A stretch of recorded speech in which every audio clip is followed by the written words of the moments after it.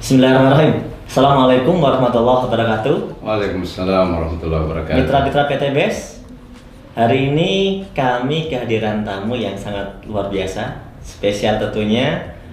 Di depan saya ada salah satu dari tim konsultan Eco Farming. Beliau adalah Bapak Jamaluddin Al-Afghani.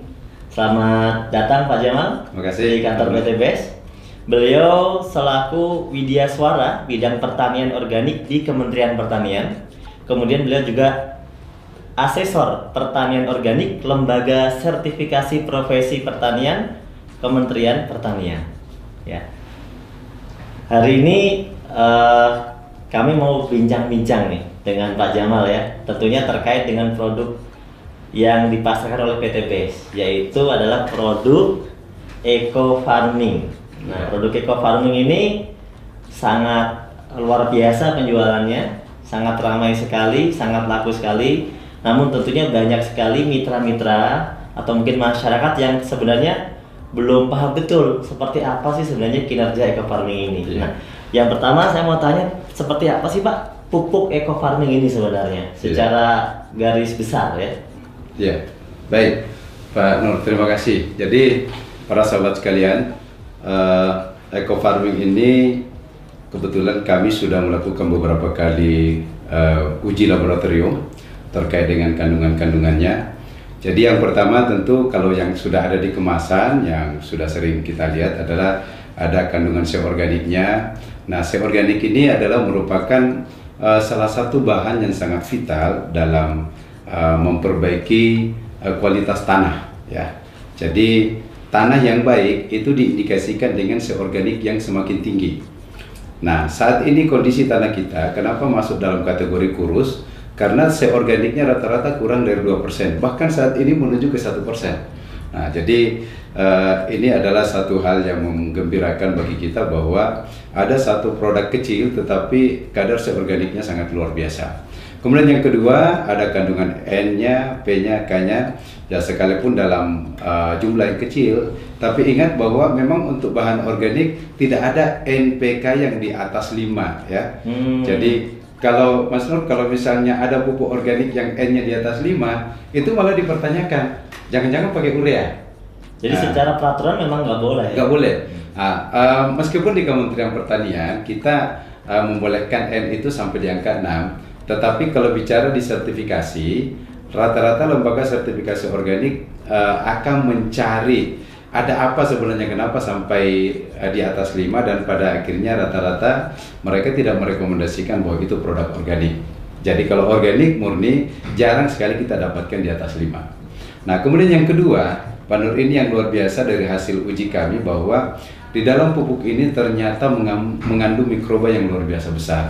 Jadi kalau misalnya nilai NPK-nya kecil tetapi mikroba penambat nitrogen itu yang tinggi, sehingga dia bisa mengambil nitrogen yang ada di udara. Ingat ya, di udara ini ada nitrogen sekitar kurang lebih 80% yang bisa diambil oleh mikroba di dalam tanah. Mereka juga mikroba-mikroba ini, kalau bahasanya kepala badan kami kemarin mengatakan bahwa mikroba ini ibaratnya adalah pasukan khusus. Pasukan khusus yang bekerja di dalam tanah, merombak bahan organik, menyiapkan nutrisi-nutrisi sehingga unsur hara tanah ini tercukupi untuk dimanfaatkan tanaman.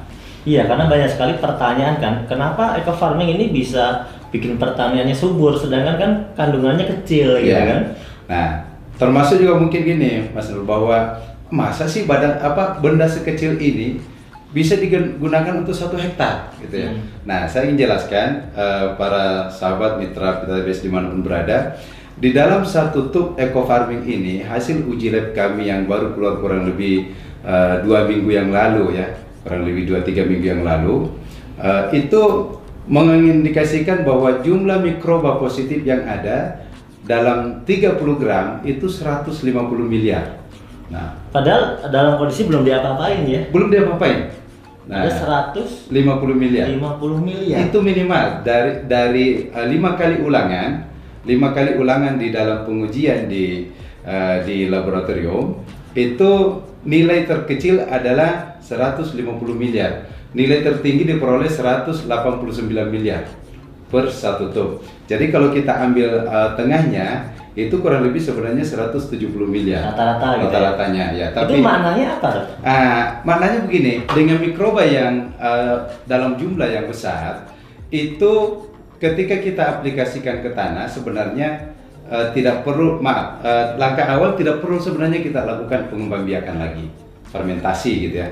Itu yang pertama. Yang kedua, ketika kita aplikasikan ke tanah di dalam satu kali aplikasi, misalnya kemarin saya membuat sebuah catatan kecil bagaimana kita breakdown di dalam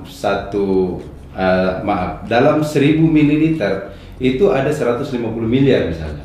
Nah, artinya setiap 100 ml itu ada kurang lebih 15 miliar.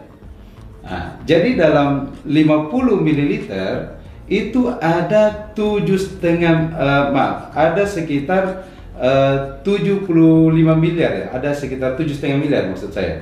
Ada sekitar 7,5 miliar dalam satu tangki.